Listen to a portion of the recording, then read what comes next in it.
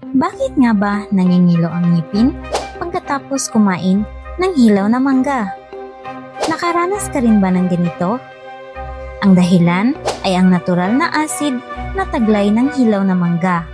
Mayroon itong citric acid at malic acid na nagbibigay rito ng maasim na lasa.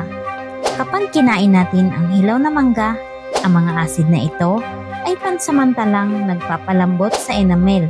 Ang enamel ay ang matigas na panlabas na proteksyon ng ating ngipin.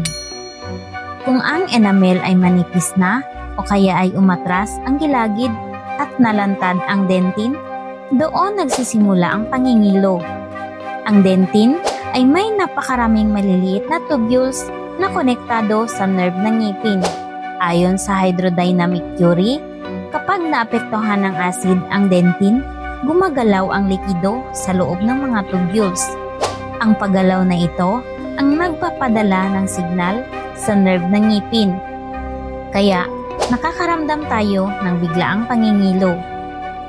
Mas madalas itong maranasan ng mga taong may sensitive teeth, manipis na enamel, umatras na gilagid o may maliit na cavity. Kapag kumain ng hilaw na mangga, banlawan muna ang iyong bibig ng tubig at huwag agad magsipilyo. Maghintay ng mga 30 minuto bago magsipilyo upang makabawi ang enamel. Kaya, ang pangingilo pagkatapos kumain ng hilaw na mangga ay hindi basta haka-haka. Malinaw itong siyentipikong paliwanag. At kung madalas mangilo ang iyong ngipin kahit sa malamig, mainit o matatamis na pagkain, mas mabuting magpatingin sa dentista.